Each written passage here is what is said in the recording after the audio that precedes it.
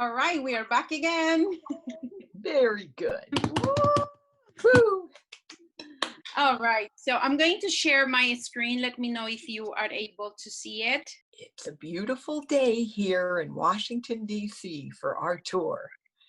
On behalf of DC Nation Tours, let's start. Let me take my camera off, and I will see you soon.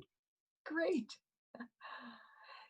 Thank you, and welcome everyone to Under the Rainbow. I'm Ella Shirelli, a licensed guide in Washington, D.C., working with DC Nation Tours.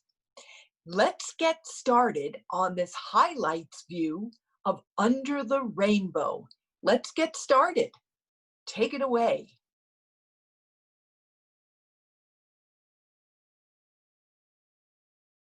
So you're coming to Washington, D.C. I'd like to know a little bit more about the culture and the diversity of Washington, D.C. So you ask Alexa, what's gay in Washington, D.C.? Sorry, I'm not sure. She's not sure. That's why you need to contact DC Nation Tours and get a tour with Ella under the rainbow. We'll show you all the sights, people, places, and events that are important to queer history. Very good. Well, I hope everyone is staying safe and sound. And when you come back to Washington, D.C., when it's safe, we are going to go to these places. There's a rich history. We'll only cover a tiny bit today. But we begin in Lafayette Square at the statue of the Baron von Steuben. He is a Prussian-born Revolutionary War hero. And here is his statue. It is a beautiful statue, and we'll pause here a moment, and I invite you to close your eyes and picture this. It is a cold February day in 1778, and we are in Valley Forge. And George Washington and the weary troops look down the path, and here comes a horse-drawn carriage with 24 bells. Inside is this General Baron von Steuben in a full-length coat with fur trim, holding a miniature greyhound. Now open your eyes. Can you imagine, what did George Washington and his troops think of this campy man? Well, they probably didn't know, but they might have suspected that he was fleeing Europe under allegations that he was gay. So he did serve as the aide-de-camp to General George Washington, and he did write the Order and Discipline of the Military Service. The Army used that doctrine, and that helped them win the Revolutionary War. So we owe a great debt of gratitude to the Baron von Steuben. And if we look around, the Colonel William North and Major Benjamin Walker are believed to have been his lovers at different points in time while he was here in the United States. The Baron von Steuben. Well, let's talk about another general. Let's go down the block to General Winfield Scott statue at Scott Circle. Look at this. Again, we'll pause here for a moment and look at the statue. Look at how handsome the General Winfield Scott is. Look at his beautiful mare horse. Now, Ulysses S. Grant would say of General Scott, he was a general's general. He cut the figure of a mighty, noble general, very stoic. Look at that look on his face and his demeanor. Well, when he passed away and Congress commissioned a statue for General Winfield Scott, the sculptor put him on his favorite mare. When the family was invited to see the sculpture before it was made public, they thought, General Winfield Scott, such a masculine general, wouldn't it be more fitting if he were riding on a stallion? Wow, the sculptor was appalled by this. This was his favorite mare. At the persistence of the family, he acquiesced. He added a little male anatomy to this horse. And you see, ladies and gentlemen, here in Washington, D.C., we have our first transgender horse, thanks to General Winfield Scott. So moving from that light moment, now our next stop, I'm going to take you to a solemn place, Congressional Cemetery. There are several people that we talk about today who are buried here in Congressional Cemetery. When you come, we'll visit these sites. But today, I want to focus on one person who's buried here. And that is Sergeant Technical Leonard Matlovich, pictured here in the Time magazine in 1975. He is a Vietnam War veteran, very decorated. He won the Bronze Star and the Purple Heart. He was injured during the Vietnam War. When he was coming back back here in the United States and recuperating from that injury, he began to explore his own sexuality and realized that he was a gay man. What he did in 1975 was a first. He outed himself as a homosexual, challenging the military ban on gays in the military. He would win an honorable discharge. He wanted to go back into the Army, but for a number of different reasons, he chose not to and settled with the Air Force on that honorable discharge. Why I take you to Congressional Cemetery is I want you to know what is on his headstone. He very deliberately wanted these words on his headstone. And it goes like this. When I was in the military, I was given a medal for killing 2 people and a discharge for loving 1. Leonard Matlovich, a real hero. Now, we talk about potentially gay people in Washington. Well, there have been many rumors about Eleanor Roosevelt being a lesbian. Well, what I can tell you is she knew the lesbian community very well, as she had many lesbian friends. She had a special friendship with Amelia Earhart. As a matter of fact, one night they snuck out of the White House together, dressed for a party. I don't think they flew there, but she did fly with Amelia Earhart, was so taken with flight that she got her student pilot's license. She wanted to learn how to fly. Franklin was not down with that, so she never did become a pilot. But Amelia Earhart, we can see her plane and a bust of her right in the Smithsonian Museum of American Air and Space Museum. Well, a very close friendship indeed. But if there was a woman who fell in love with Eleanor, it was certainly Lorena Hickok. She was a member of the Associated Press and covered the first presidential campaign that the Roosevelts undertook. It was in this time period that Lorena Hickok fell in love with Eleanor Roosevelt. The feelings might have been reciprocal. There's a sweet story where Eleanor in the White House would have a picture of Lorena by her nightstand. And every night she would kiss it good night. And in the morning, she would kiss that picture good morning. Lorena Hickok and Eleanor Roosevelt. Next, I'd like to talk to you about Bayard Rustin. Bayard Rustin was an associate of Dr. Martin Luther King Jr. Bayard Rustin was behind the scenes on this great march on Washington.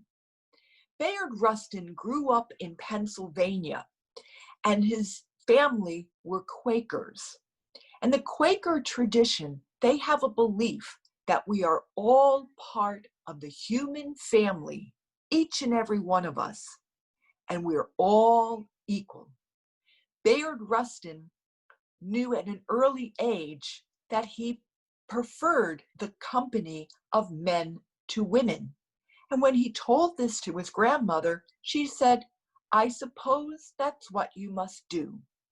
So he was a very strong advocate for civil rights, human rights, and he would dedicate his life to these causes for civil rights. Bayard Rustin, behind the scenes at the March on Washington. Now let's take a walk up 17th Street, Connecticut Avenue, to the Mayflower Hotel and visit a restaurant, Edgar's. Come inside the Mayflower Hotel with me. This is a beautiful historic hotel. We have wonderful hotels, modern and historic, here in Washington. When we'll look and see if our friend the concierge, Azi, is working. She is working today, but she's busy with a customer. Come, follow me. Let's go into the restaurant called Edgar. Let's see what this is all about. Ooh, it's a fancy hotel restaurant with a nice hip vibe. Look at that bar, the fancy cocktails that they must make with that beautiful liquors. Oh my, what a beautiful cocktail. You'll have one of those when you're with me. Oh yes, here it is, Edgar's. Let's pause here a minute. J. Edgar Hoover, he was born in 1895 right here in Washington, D.C. on Capitol Hill. His first job was at the Library of Congress. He would go on to be the first director of the Bureau of FBI. At the FBI, he would have an associate, Clyde Tolson. These two gentlemen would have lunch at the Mayflower Hotel every single day. That's why the restaurant is called Edgar's. Now, Clyde Tolson and J. Edgar Hoover were more than associates, as word has it. They would travel to and from work every day. They would dine together for lunch here every day. And they would travel for business and vacation together. In fact, when J. Edgar Hoover passed away, Clyde Tolson received J. Edgar Hoover's entire estate. So I think there was something a little bit more than just a professional association. Well, now let's go to the Human Rights Campaign. This is the corporate headquarters for the largest lobbying organization on human rights, Human Rights Campaign. Let's take a moment and look and read their mission. Right here is their mission. The Human Rights Campaign envisions a world where lesbians, gay, bisexual, transgender, and queer people are ensured equality and embraced as full members of society at home, at work, and in every community. HRC does some great work on behalf of the queer community. Now's a good point to talk about some of the advocates who gave their careers in support of the gay community. The first person is Frank Kameny, seen here with a sign, "Gay is good." He was a veteran as well. The Army, his commanding officer, found out that he was gay and summarily kicked him out of the Army. When this happened to Frank Kameny, he took that on as his life mission to bring equality and challenge the removal of gay people in the largest employer in the United States, the federal government. Here, he would go and picket in front of the White House.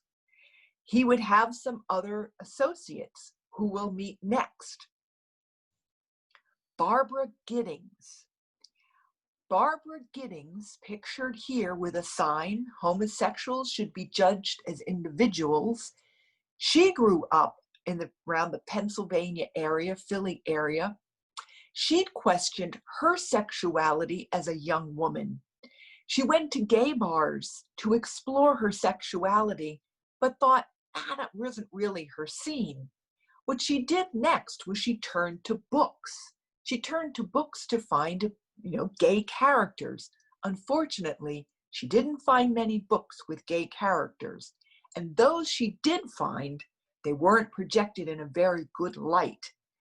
So she would go on and advocate for human rights, also picketing in front of the White House and in Philadelphia.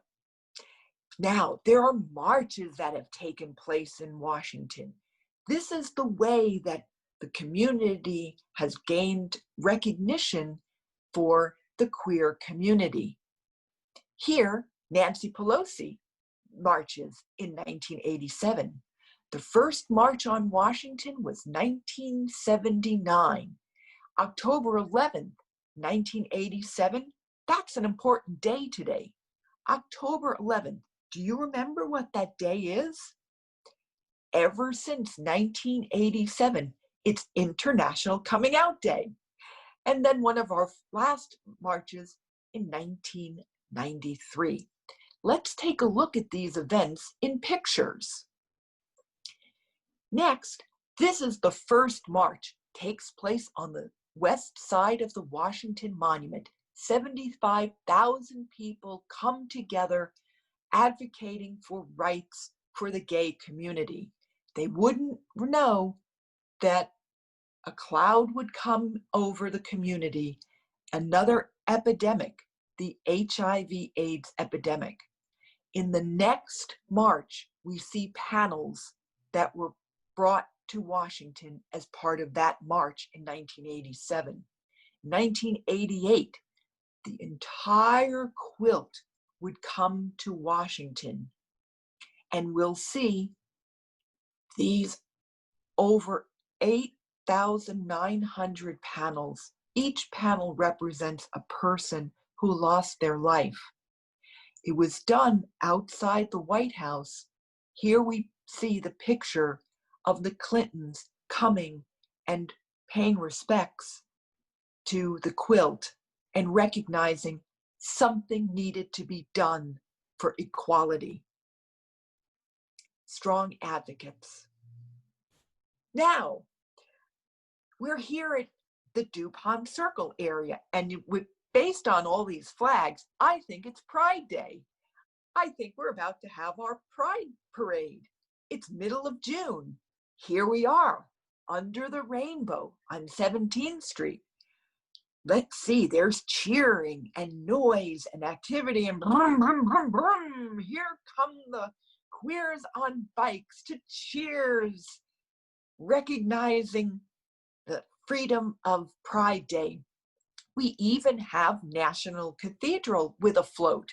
So many corporations and organizations participate in the Pride Parade, including our colleagues at the embassies. Well, Today, it is a wonderful celebration, a long parade. Every parade must have the parade queen. And we have a shout out to the transgender community. Wonderful. Well, that wraps up a day of excitement in June, mid-June, DC's Pride Parade. But it's not over. Join me now as we go down 17th Street. Now it's October. It's the Tuesday before Halloween. We're going to gather in front of Annie's for a big celebration called the High Heel Race. Let's see what that's all about. Wow, the cheering, the music. Turn around. Woo, you go, girl. Our mayor, Muriel Bowser. Here they come. Wow, look at those high heels. Look at them tear down the street on 17th Street in their high heels. Woohoo! Where do they end? Right here at JR's. Now, let's take a look. How long was that race? 400 feet. Well, it doesn't take too long for that race to happen, but it could take about 20 minutes if you wanted to sashay down those blocks. Well, now let me introduce you to one of our famous American poets, Walt Whitman. And Walt Whitman came to Washington, D.C. in 1861, around the time of the Civil War. He served as a nurse during the Civil War for the Union troops. Now, the gentleman on his right is P.D. Doyle. Walt Whitman met P.D. as a carriage conductor. When Walt Whitman got into his horse-drawn carriage, he looked at P.D. Doyle and he knew, and both of them knew, they would be the biggest of friends for life. I'll just mention to you and show you when you're here in Washington, there is a beautiful quote from Walt Whitman about his days serving in the Union Hospital that's etched in the side of the metro station. Together, we'll go visit that when you're here. Walt Whitman, P.D. Doyle. There's love all over the city, and we'll find it. Ah, Pete Buttigieg. What do we know about Peter? He ran for president. Let's see and hear.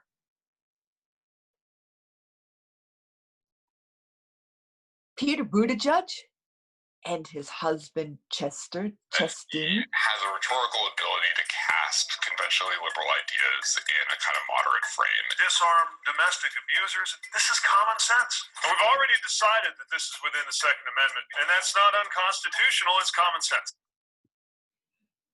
Right.